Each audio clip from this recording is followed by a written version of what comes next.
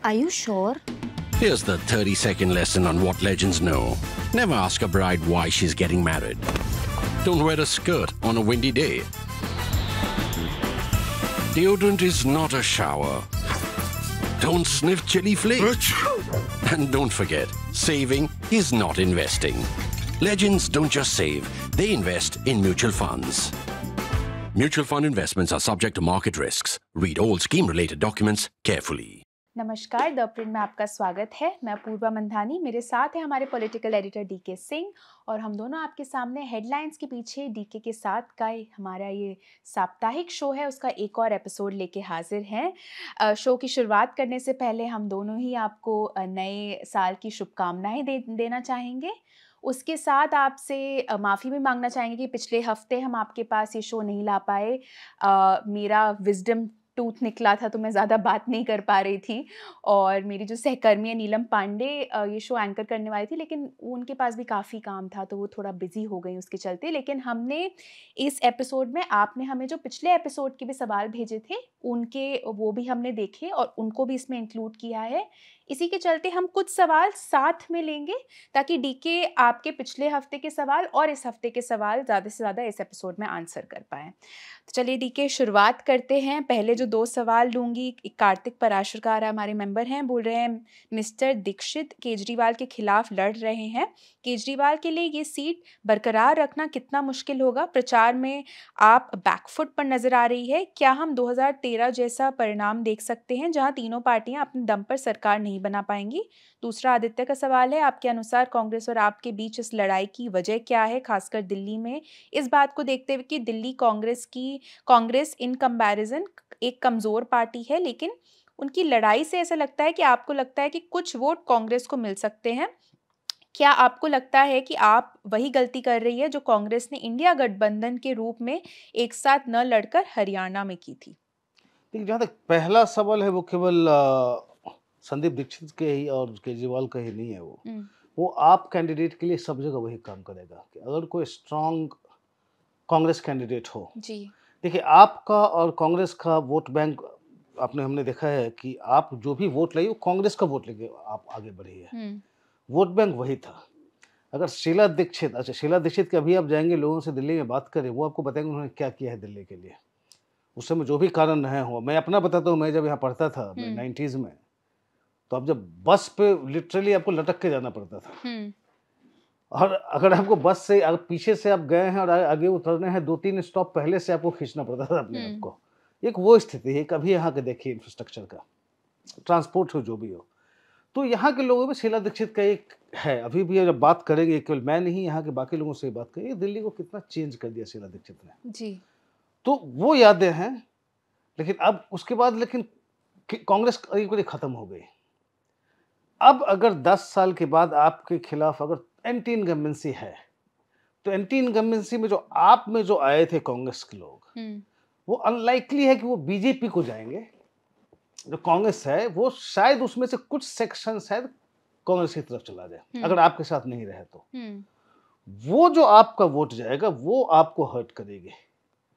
वो केवल संदीप दीक्षित ही नहीं, जहां भी कैंडिडेट होंगे कांग्रेस के स्ट्रांग, वो थोड़ा सा आपका वोट काट सकता है जी। अब जैसे अब देखिए, कुछ माइनॉरिटी लीडर्स भी हैं, कुछ स्ट्रांग मुस्लिम लीडर्स भी कांग्रेस के पास हैं जो फील कर रहे हैं, फिर जैसे मुस्लिम वोट भी काटेंगे। तो आपको ज्यादा खतरा वो है कि कांग्रेस उसका वोट न ले जाए। दूसरा, उसका जो होप वो करेंगे कि जो एंटी इनकम्बेंसी के वोट है मेरे वाले, वो जो को वैसे बीजेपी को जाती है स्प्लिट हो जाए। तो देखिए क्या होता है फाइनली इलेक्शन में, ये तो अभी कहना मुश्किल है। जहां तक कह रहे हैं कि उनका अलायंस क्यों नहीं हुआ, देखिए नेशनल लेवल पे आप अलायंस कर सकते, नेशनल लेवल पे सारी पार्टियों का, कांग्रेस का हो या इंडिया ब्लॉक के दूसरे पार्टनर्स हो, सबके लिए बीजेपी मेन चैलेंजर है जी। स्टेट्स में, बहुत सारे स्टेट्स में कांग्रेस मेन प्रॉब्लम है। जैसे मैंने कहा कि आपका भी कांग्रेस के लिए आप बड़ी दुश्मन है दिल्ली में, क्योंकि सारा वोट वो ले गई थी जी। वही पंजाब में है, कई अलग अलग स्टेट्स में रीजनल पार्टीज के लिए, और कांग्रेस में मेजर उनका डायरेक्ट फाइट है उसमें। तो होना नहीं है असेंबली इलेक्शन में, इसलिए दोनों पार्टियों को सूट नहीं करता। और आप भी कांग्रेस से अगर असेंबली में अलायंस कर ले और कुछ कांग्रेस को आ जाएगा 10-15 सीट अगर उस अलायंस में, आपके लिए फिर लॉन्ग टर्म थ्रेट हो जाएगा। तो ठीक है, हरियाणा में जो आप कांग्रेस में हुआ वो दूसरी बात है, लेकिन उससे इसको हम लिंक नहीं करेंगे क्योंकि आपको कांग्रेस ने हरियाणा में नहीं दिया कुछ तो आपने बदले में ये नहीं किया। वो ऐसा नहीं है। वो कोई भी जो डोमिनेंट पार्टी किसी जगह की होगी, अब आपने ऑलमोस्ट कांग्रेस को निपटा दिया है दिल्ली में, अलायंस करके फिर से उसको जिंदा आप नहीं करोगे। तो लार्जर पॉलिटिक्स बेसिकली वो है। जी, अगला सवाल पवन कुमार बालाबोमा को लूँगी, हमारे मेंबर हैं। बोल रहे सीटीसी एपिसोड 1580 देखने के बाद क्या कांग्रेस आप संघर्ष से दिल्ली चुनाव में बीजेपी को मदद मिलेगी? साथ ही दिल्ली चुनाव परिणाम राष्ट्रीय राजनीति को कैसे प्रभावित करेंगे? दूसरा प्रश्न कांग्रेस को हटाने के लिए इंडी गठबंधन से आपके रिक्वेस्ट के संबंध में है और क्या कांग्रेस को गठबंधन से हटाना संभव है? देखिए, उसका एक पार्ट मैंने अभी उसका कुछ जी। आंसर किया, लेकिन जहाँ जो बीजेपी वालों से आप बात करें, वो यही होप कर रहे हैं कि कांग्रेस आपको हर्ट करेगी और इससे हमें फायदा मिलेगा। वो होप है। फाइनली क्या होता है मुझे पता नहीं, क्योंकि पिछले कई सालों से कांग्रेस ग्राउंड पे काम ही नहीं कर रही है और कोई ऐसा चेहरा भी कुछ प्रमोट किया नहीं। और संदीप दीक्षित की हम बात कर रहे हैं। संदीप दीक्षित को इतने सालों से पार्टी ने एकदम साइडलाइन करके रखा हुआ है। अगर उन्हीं को देते हैंड ओवर करते ठीक है, आप अपने मदर की लेगेसी को बढ़ाओ। और संदीप दीक्षित वैसे हैं, देखिए काफी जुझारू नेता है वो, तो पार्टी के अंदर पूरा साइडलाइन हो गया। तो पार्टी चूंकि ग्राउंड पे रही नहीं, इसलिए उस कितना ही खींच पाते हैं आपसे कहना मुश्किल है। तो इसलिए बीजेपी को भी होप है, लेकिन होगा कितना उनको वो भी क्लियर नहीं कि होगा या नहीं होगा। जहां तक दूसरी बात है कि नेशनल लेवल पे क्या इम्पैक्ट पड़ेगा, देखिए दिल्ली है। अब जनरली होता है कि ये बड़ा प्राइड की बात होती है बीजेपी के लिए कि अब नेशनल कैपिटल पे आपकी सरकार नहीं है। अदरवाइज क्या एक सिटी स्टेट कितना मैटर करता है सिंबॉलिकली? यस। अब जैसे देखिए अरविंद केजरीवाल के लिए बहुत इंपॉर्टेंट होगा, क्योंकि आप दिल्ली में आप नहीं रहे तो फिर आपका सारा एक पॉलिटिकल स्ट्रक्चर जो है ना नेशनली, वो काफी फिर डाउन हो जाएगा और फिर आपके पास पंजाब बच जाएगा। पंजाब में ऑलरेडी काफी प्रॉब्लम हो रही है आप सरकार को। तो उस हिसाब से देखो तो लॉन्ग टर्म इसका इम्पैक्ट हुआ। अगर यहाँ भी आप नहीं रहे, पंजाब में रिसीड कर रहे हैं, मतलब वहाँ ठीक अच्छा नहीं कर रहे हैं, तो लॉन्ग टर्म उसका प्रॉब्लम होगा। लेकिन उसका काफी टाइम है। पंजाब का इलेक्शन 2027 में होना है। बीजेपी के लिए ये इंपॉर्टेंट होगा, जो पहले भी हम बात कर चुके हैं, कि ये कहने कि देखिए मोदी जी अभी भी कहीं भी जगह चुनाव जिता सकते हैं, इसका ये दूसरा प्रूफ होगा। लेकिन उससे बियॉन्ड कि हमने केजरीवाल पूरे नेशनली जाके बोलते हुए एक हैं जैसा वो नेता निकल के आए जो बीजेपी को ठीक से काउंटर कर सकते हैं, उनको हराना एक बीजेपी के लिए एक दूसरी खुशी वाली बात होगी। ओवरऑल नेशनल पर्सपेक्टिव में देखिए बहुत ज्यादा डिफरेंस बीजेपी के लिए नहीं होता दिल्ली इलेक्शन। ये इंडिया ब्लॉक के लिए कह सकते हैं कुछ ज्यादा इंपॉर्टेंट है, बिकॉज अभी जो आपने मूवमेंट देखा है कि एक कांग्रेस के अलावा जो क्वेश्चन वो करें कि कांग्रेस के बिना संभव है क्या, मेरा जहां तक है पहले भी बोल चुका हूं कि इंडिया ब्लॉक ऑलमोस्ट डेड है। देखिए इंडिया ब्लॉक लोकसभा के लिए ठीक था, बाकी तो असेंबली में सारे के स्टेट में ऑलरेडी अलायंस में है ज्यादातर लोग, मतलब 4-5 नए जुड़े थे। जो इंडिया ब्लॉक जो बना था, बाकी सबका अलायंस कहीं स्टेट स्पेसिफिक है, कुछ नए लोग आए थे। जैसे समाजवादी पार्टी कांग्रेस से फॉर्मल अलायंस नहीं है, लेकिन इंडिया ब्लॉक में समाजवादी पार्टी लोकसभा में रहे साथ में सब, फिर उसके बाद बाई इलेक्शन में देखा नहीं रहा। अब उनकी स्थिति पता नहीं है कि नहीं। महबूबा मुफ्ती थी इंडिया ब्लॉक में, है नहीं, बाहर हैं वो। आप देखिए जयंत चौधरी भी शुरू में आए थे इंडिया ब्लॉक में, चले गए फिर उधर। ममता बनर्जी अब कह रहे हैं कि हम कांग्रेस को, मतलब मुझे लीडरशिप चाहिए। तो बाकी जो बच्चे, और अरविंद केजरीवाल की हमने चर्चा की है कि आप का अलायंस भी नहीं हुआ असेंबली इलेक्शन में, तो बाकी बच्चे उनका सबका ऑलरेडी अलायंस है। तो इंडिया ब्लॉक ऐसा जो एक नेशनल लेवल बनाने की कोशिश की थी, वो ऑलमोस्ट डेड है। मतलब कहने के लिए इंडिया ब्लॉक है, वैसे कुछ है नहीं जी। बाकी एग्जिस्टिंग अलायंस पहले के थे वही चल रहा है। कांग्रेस की बिना अलायंस इफेक्टिव, कांग्रेस की बिना अलायंस मीनिंगलेस है। देखिए कांग्रेस एक नेशनल पार्टी है, कहीं छोटे भी वो कहीं भी वोट लेगी। अब आप कहें कि अब अरविंद केजरीवाल और ममता बनर्जी बैठ के वेस्ट बंगाल इलेक्शन चेंज कर देंगे, या अरविंद केजरीवाल अगर अगर एसपी से अलायंस हो जाए उनका अगले असेंबली इलेक्शन यूपी में, तो पूरा समीकरण चेंज होगा? वो नहीं होगा। या फिर ममता बनर्जी आके अगर बिना कांग्रेस के जो बचे सारे आके दिल्ली में कैंपेन कर रही, उससे स्थिति चेंज हो जाएगी? नहीं होगा, बिकॉज सारे स्टेट स्पेसिफिक पार्टीज हैं। एक कांग्रेस है जो कि एक बीच का कह सकते हैं, जिसके चारों तरफ ये सारा मतलब ये गठबंधन बना, क्योंकि इनका प्रेजेंस छोटा मोटा कहीं हो सकता है 3% हो, कहीं 5% हो, लेकिन सब जगह है, सब जगह कुछ ना कुछ वोट। जहां खत्म भी हो गई है कांग्रेस, वहां भी उनके पास 2, 4, 5%, 6% वोट रहता है। तो वो इम्पैक्ट करता है जी। अदरवाइज इंडिया ब्लॉक, फिर जैसे असेंबली इलेक्शन में इंडिया ब्लॉक विदाउट कांग्रेस मतलब बहुत ज़्यादा वो मैटर नहीं करता एक्चुअली। देखिए, अगले 2 सवाल साथ में लूँगी। एक रूफ 007 का सवाल है, बोल रहे मोहन भागवत ऐसे आदमी क्यों बन रहे हैं? वो बोल रहे हैं मुझे नहीं लगता कि मंदिर मस्जिद विवाद पर उन्होंने जो कहा उससे आरएसएस के 10% कार्यकर्ता भी सहमत होंगे। इसके पीछे उनका गणित क्या है? दूसरा, रवि रूल्स हमारे मेंबर हैं, बोल रहे मेरे पास आरएसएस प्रमुख मोहन भागवत के हाल ही में मस्जिदों में मंदिरों के बारे में दोहराए गए बयान और हिस्टोरिक रिविजनिज्म की इस प्रवृत्ति के खिलाफ चेतावनी के संबंध में प्रश्न है। क्या ये सामान्य रूप से सामाजिक अशांति के खिलाफ होने का एक व्यू पॉइंट से आ रहा है, या क्या वास्तव में ऐसे तत्वों का खतरा है जो आरएसएस से ज़्यादा एक्सट्रीम और राइट विंग हैं, जो अगले 30 सालों तक एक्सप्लॉइट करने के लिए एक नया मुद्दा गढ़ना चाहते हैं? अतीत में आरएसएस प्रमुखों की तुलना में क्या भागवत वैचारिक रूप से ज़्यादा या कम एक्सट्रीम है आइडियोलॉजिकली, और क्या इस बात का कोई संकेत है कि अगले साल नया आरएसएस प्रमुख कौन होगा? मैं समझता हूँ कि बीजेपी के राष्ट्रीय अध्यक्ष के चुनाव या चयन में आमतौर पर आरएसएस की कुछ भूमिका होती है, लेकिन क्या अगला आरएसएस प्रमुख कौन बनेगा, इसमें मोदी की भी कोई भूमिका है? देखिए, काफी लंबा सवाल है, आई होप कि मैं उस सब याद रहे मुझे जी, जवाब नहीं तो देने मैं में। आपको पहला रिमाइंड पहला करा जहाँ दूँगी। तक है वो कह रहे हैं कि हुँ, 10% भी आरएसएस के स्वयंसेवक उससे कन्विंस नहीं है। जी। उस पे मैं थोड़ा करेक्ट करना चाहूँगा। जहाँ तक मुझे संघ की समझ है, आरएसएस सरसंघचालक टॉप डाउन नहीं होता संघ में, जैसे पार्टी में होता है ना कि हाईकमांड ने कह दिया नीचे वालों को करना पड़ता है।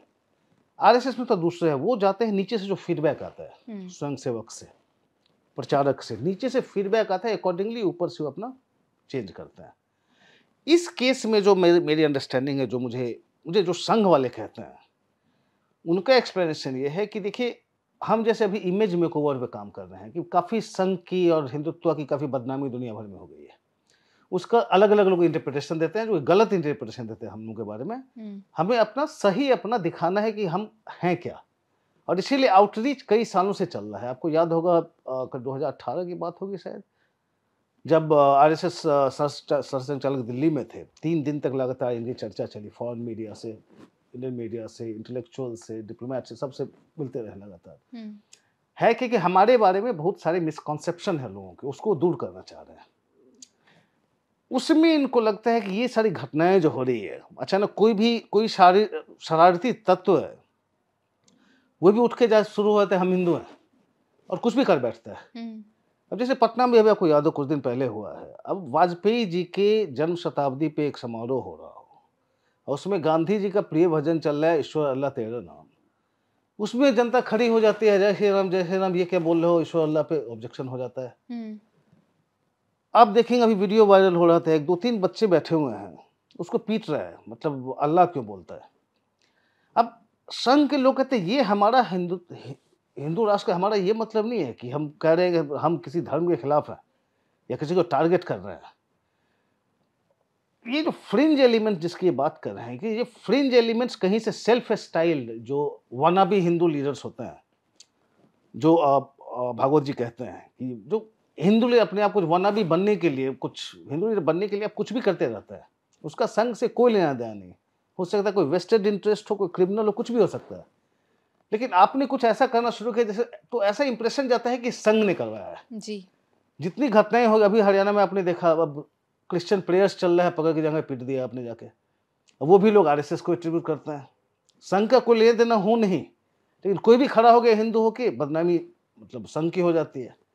तो ये वो क्लियर करना चाहते हैं कि ये इमेज अपना ठीक करने के लिए, वो उसको, ये मैसेज जो था उसके लिए था, जो नीचे तक है, और ये कि बदनामी हो रही है, और इनको डर है कि सामाजिक वैमनस्यता फैलती है, पीस और हार्मनी जो होता है वो समाज में खराब होगा। वो जो कि संघ जब हिंदू राष्ट्र की बात करते हैं, तो वो इन चीज़ों को करते हुए फिर नहीं हो सकता, जो एक लार्जर को ऑब्जेक्टिव लेकर चल रहे हैं। अगर इस तरह की बदनामी होगी तो फिर आपको सपोर्ट नहीं मिलेगा, उनको पता है।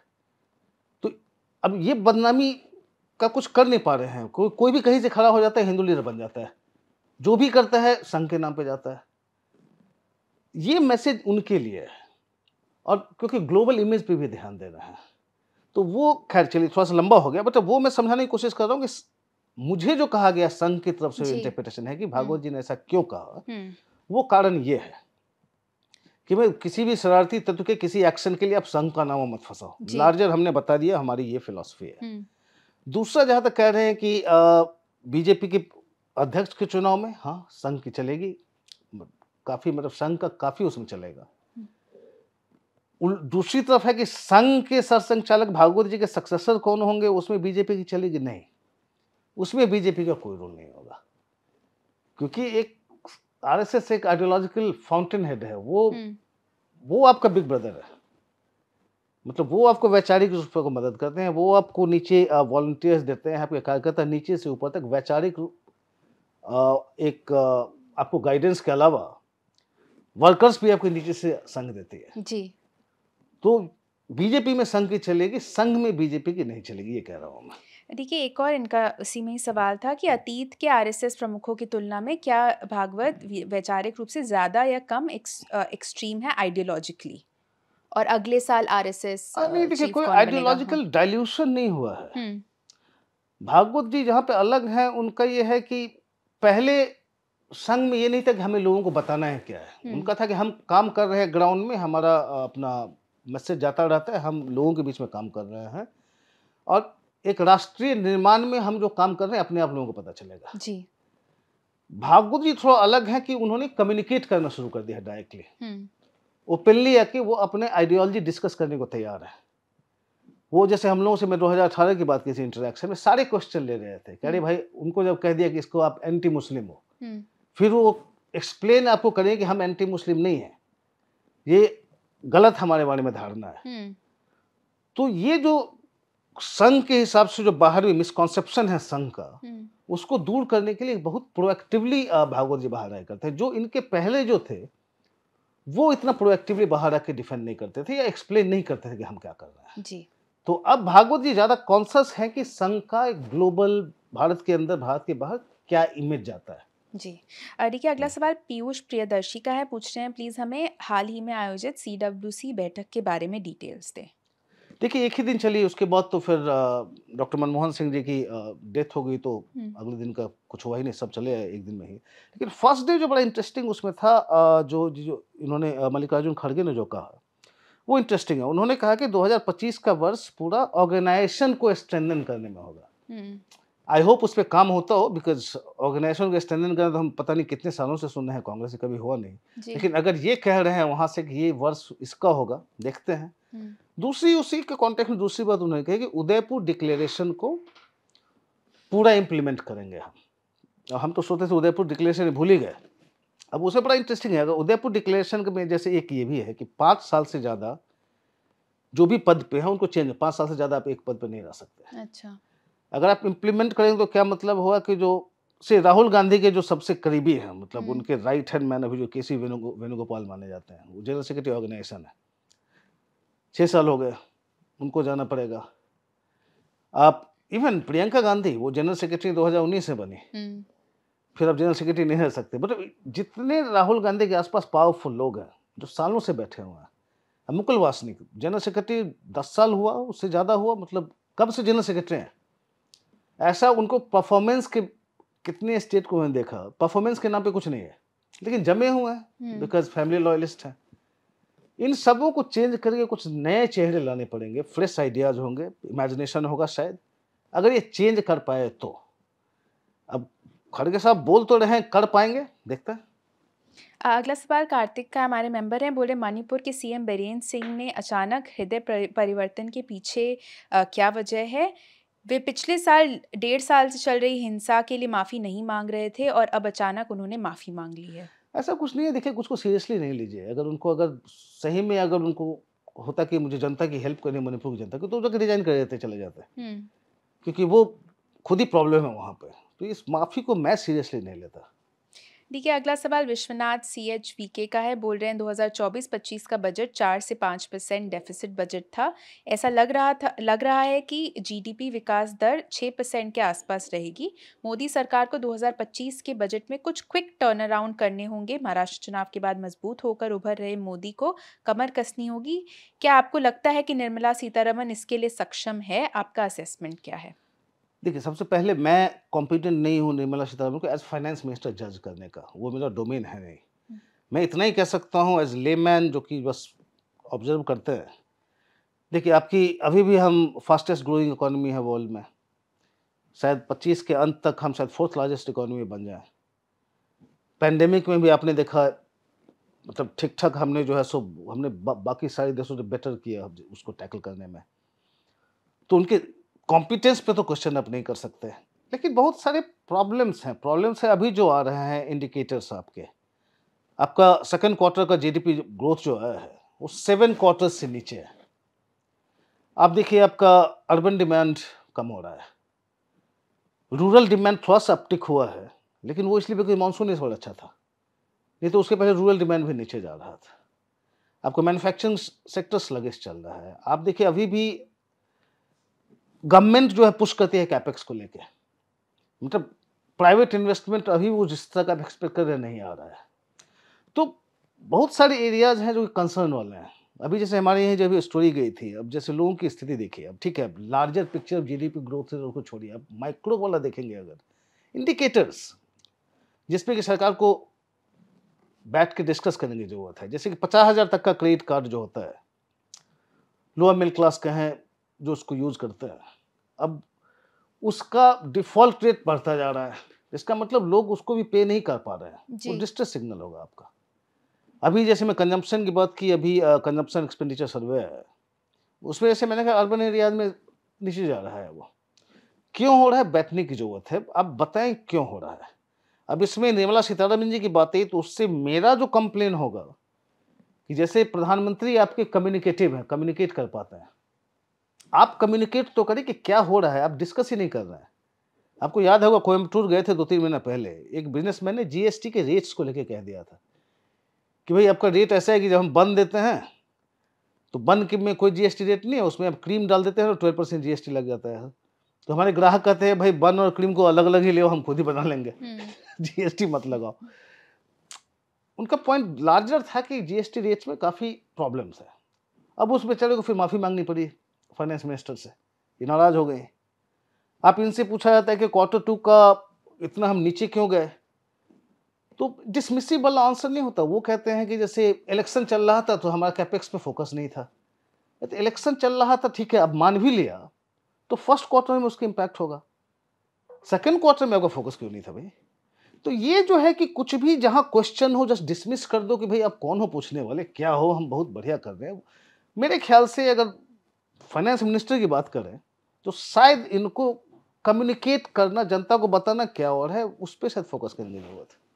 अगला सवाल अभिनव श्रीवास्तव का है। बोल रहे हैं कि आपको लगता है कि एक्सेसिव टैक्सेशन की आलोचना अब ट्विटर से उठकर एक बहुत व्यापक और केंद्रीय चर्चा बन रही है। अर्बन मिडिल क्लास भले ही एक इलेक्टोरल माइनॉरिटी हो, पर नैरेटिव तय करने में बहुत सक्षम माना जाता है। क्या वर्तमान सरकार को इस सेगमेंट के निराश होने का भय नहीं है?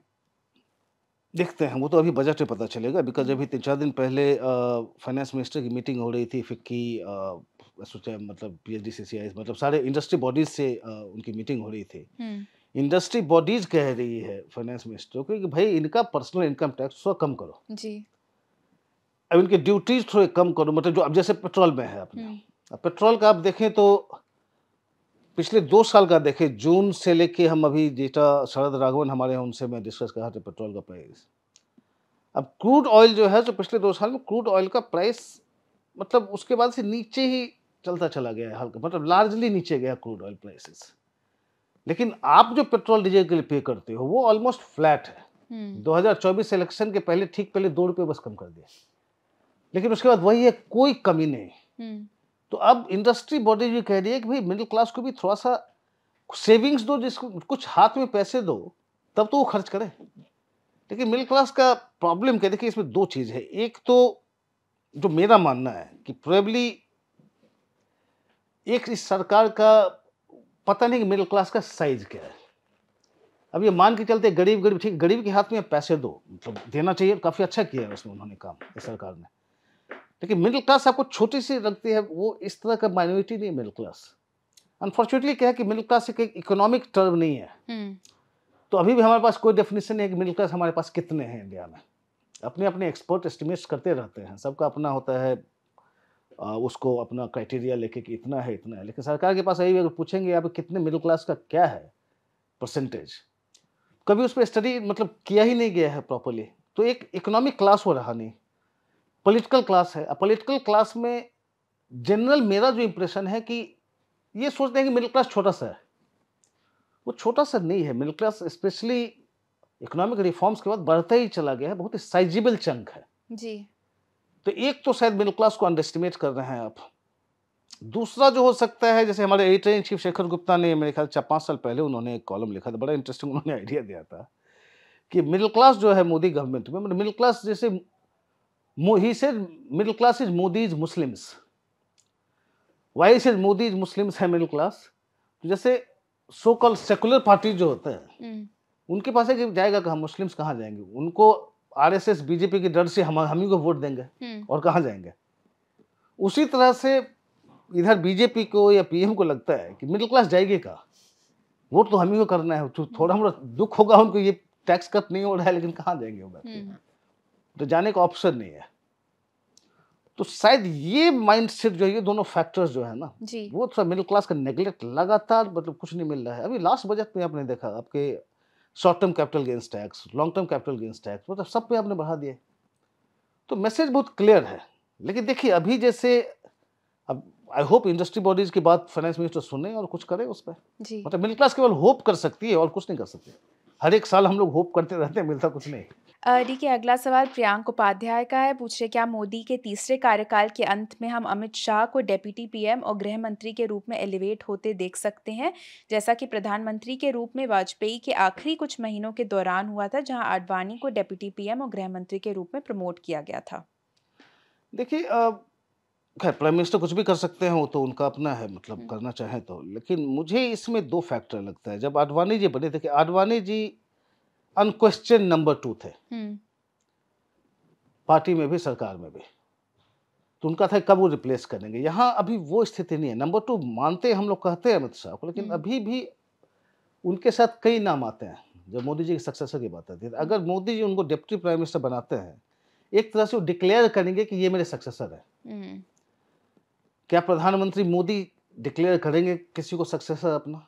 मुझे नहीं लगता कि अपना सक्सेसर खुद ही डिक्लेयर करेंगे ऐसे करके। अच्छा, अगला सवाल श्रेयस डरने का हमारे मेंबर हैं। बोले नमस्ते एएम और डीके। पिछले सप्ताह का प्रश्न वो पूछ रहे हैं, ऐसा लगता है कि बांग्लादेश के साथ हमारे संबंध दिन ब दिन और निचले स्तर पर पहुंच रहे हैं। हम जेल में बंद भारत विरोधी तत्वों को जेल से रिहा होते और पाकिस्तान के साथ संबंधों को गहरा होते हुए देख रहे हैं। क्या ये मोहम्मद यूनिस की चरमपंथी तत्वों को नियंत्रित करने में असमर्थता है, या क्या वे इस सब में शामिल हैं? क्या आप स्थिति को नियंत्रित करने के लिए भारत सरकार की ओर से कोई कार्रवाई देखते हैं? देखिए असमर्थता नहीं कहूँगा, मैं तो कहूँगा मतलब जो सामने पूरा क्लियर है, पूरा शामिल है। अब देखिए पाकिस्तानी जी इन्होंने बात की, अब उनके सिक्योरिटी वीज़ा के लिए उनको सिक्योरिटी क्लियरेंस की ज़रूरत है, वो भी सरकार ने हटा दिया। बेसिकली आप पाकिस्तानी को फिर से आप मतलब क्लियर दे रहे हो कि आओ जाओ, कोई सिक्योरिटी क्लियरेंस की ज़रूरत नहीं है। उसके बाद अभी आपने देखा होगा 2-4 दिन पहले उन्होंने होम सेक्रेटरी जो उन्होंने बनाया है नया होम सेक्रेटरी, वो HUT एक वहाँ पे ऑर्गेनाइजेशन है, उस ऑर्गेनाइजेशन के लोग हैं, उनका संबंध कई टेरर अटैक से रहा है, एलिजेडली ऑफ कोर्स। उसके one of the founding members को उन्होंने होम सेक्रेटरी बनाया बांग्लादेश का। तो कितने आपको एग्जांपल्स मिल जाएंगे इस तरह के, जो बताता है कि नहीं असमर्थता नहीं है, वो पार्ट ऑफ द प्रॉब्लम है वो। जहाँ तक हम क्या कर सकते हैं, देखिए अब वो एक दूसरा देश है, आप केवल डिप्लोमेटिकली ही काम कर सकते हो। लास्ट मंथ हमारे फॉरेन सेक्रेटरी गए थे, विक्रम मिश्री वहाँ गए थे, उन्होंने जाके मतलब बात की, अपना कंसर्न जो है जताया है। प्लस आप इंटरनेशनली भी डिप्लोमेटिकली काम कर सकते हो। तो अभी आपके कुछ दिन पहले आपने देखा होगा USNS से हैं जैक सलीवन, उन्होंने बात की थी मोहम्मद यूनुस से, अपना कंसर्न एक्सप्रेस किया। आप इलेक्शन के पहले अब डोनाल्ड ट्रंप आएंगे तो देखिए क्या होता है, बिकॉज उनका आपको ट्वीट याद हो तो उन्होंने कहा था कि अब ऑब्वियसली इलेक्शन के पहले वो मतलब ही वाज टेकिंग अ जाइब एट मतलब प्रेसिडेंट बाइडेन कि इनको कमला हैरिस और जो बाइडेन को कोई मतलब नहीं है देश में हिंदू किस देश में हिंदुओं का कहाँ क्या हो रहा है। और फिर उन्होंने बांग्लादेश में माइनॉरिटी जिसमें हिंदू सबको हनाने उस पर जो हो रहा है उस पर काफ़ी कंसर्न दिखाया। तो अगर डोनाल्ड ट्रंप भी वॉच कर रहे हैं तो अब शायद जब नया एडमिनिस्ट्रेशन आएगा तो शायद अब उससे और ज़्यादा टफ मैसेजिंग होगा, और तो अब बेसिकली इंटरनेशनली डिप्लोमेटिकली लोगों को अब डिप्लोमेटिकली मोबिलाइज करके प्रेशराइज कर सकता है जी। जो इंडिया कर रही है। अगले 2 सवाल साथ में लूँगी। संचित सुमन जो हमारे मेंबर हैं बोल रहे हैं डॉक्टर मनमोहन सिंह ने कहा था कि इतिहास उनको काइंडली जज करेगा। क्या आपको ऐसा लगता है कि वो सही कहा था? साथ ही उनके साथ पीएम जैसे बीजेपी नेताओं के बीच आपसी सम्मान का भाव रहता था। क्या आपको लगता है कि विपक्ष में कोई ऐसा नेता है जिसके साथ बीजेपी के कॉर्डियल और सम्मानजनक रिश्ते हो सकते हैं? विशाल कुमार यादव जो कि हमारे मेंबर हैं वो बोल रहे हैं आज मनमोहन सिंह जी का निधन हो गया। उन्होंने पिछले हफ्ते ये सवाल पूछा था हमसे। उनको विनम्र श्रद्धांजलि। सवाल पिछले 50-60 सालों में भारत में बहुत से ऐसे लोग जैसे वीपी सिंह, टीएन शेषन, धीरूभाई आदि हुए हैं जिनका भारत के लोगों के जीवन पर गहरा प्रभाव पड़ा है। पर क्या पिछले 50 साल में भारत के किसी और नेता, मंत्री, कारोबारी, ऑफिसर, मीडिया पर्सन आदि का प्रभाव आम लोगों की ज़िंदगी, रहन-सहन, खान-पान आदि पर मनमोहन सिंह से ज़्यादा हुआ है? और दूसरा सवाल है कि हम सब जानते हैं कि वो सोनिया गांधी के कहने से पीएम बने, पर क्या 2009 में कांग्रेस की 206 सीटें सोनिया गांधी से ज़्यादा मनमोहन सिंह सरकार को मैंडेट नहीं था और ये उनके पीएम होने पर देश की जनता की मुहर नहीं थी? देखिए थोड़ा लंबा सवाल है, मैं कुछ जी। पॉइंट भूल जाऊं तो माफ कीजिएगा। मैं सबसे लास्ट वाला पहले पॉइंट में कह रहा हूं कि 2009 में वो मनमोहन सिंह की जीत थी। जितना वो जो 2004 से 9 तक हुआ था सब मैंडेट डॉक्टर मनमोहन सिंह के लिए था। हाँ, जहाँ ये पहले फिर आता हूँ जहाँ कह रहे हैं कि हिस्ट्री के बारे में उनका था कि हिस्ट्री को काइंडली जज करेंगे, हुआ है अपने पिछले कई दिनों से आप जो पढ़ रहे होंगे, अमेजिंग स्टोरीज, मतलब इतने फैसेट्स उनके निकल के हैं जो लोग भूले हुए थे पिछले 10 साल से जी। इतना कुछ फिर आपको आ रहा है, लोग रिमाइंड आपको करवा रहे हैं। अब उसमें बड़ा इंटरेस्टिंग स्टोरी में देख रहा था इनका, आई थिंक एक सी रंगराजन का था, किनका था इनका, मैं आर्टिकल पढ़ रहा था। अब देखिए किस तरह के आदमी थे, जैसे इन्होंने रुपये को डिवैल्यू करना पड़ा, तो इन्होंने क्या किया, रुपये डिवैल्यू होने के बाद, चूंकि ये विदेशों में भी रह चुके थे, वहाँ भी इनके एसेट्स, डॉक्टर मनमोहन सिंह के विदेशों में एसेट्स थे, तो होता नहीं कि डिवैल्यू करने पे भाई तो फिर इनका वैल्यू बढ़ जाएगा। तो इनका जो डिफरेंस था, इनके एसेट्स विदेश में थे और डिवैल्यू करने पे जो हो सकता था नोशनल जो फायदा होता, इन्होंने उसका चेक बना के पीएम रिलीफ फंड में दे दिया कि मुझे डिवैल्यूएशन से मुझे कोई फायदा नहीं हो रहा है। अब इस तरह का इंटेग्रिटी है, तो ऐसी ऐसी कहानियां आप पिछले पढ़े जा रहे हैं जो बहुत सारे मुझे भी नहीं पता थे।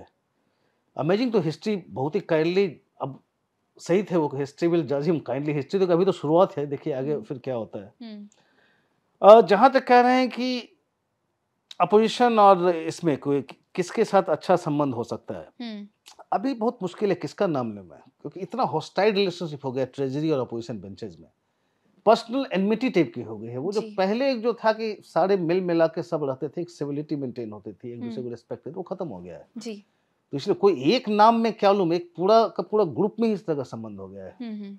आई नो एपिसोड थोड़ा लंबा हो गया, आखिरी कुछ सवाल लूंगी क्योंकि हम पिछले हफ्ते एपिसोड ना करने के लिए भरपाई करना चाहते हैं आपसे। आयुष पांडे मेंबर ये पूछ रहे हैं कि आपको क्या लगता है कि भारतीय राजनेताओं द्वारा पुरुषों के खिलाफ भारत में विवाह कानूनों के दुरुपयोग का मुद्दा उठाने की क्या संभावना है? क्या आपको लगता है कि ये जल्द ही एक मुद्दा बन जाएगा, खासकर अर्बन इंडिया में?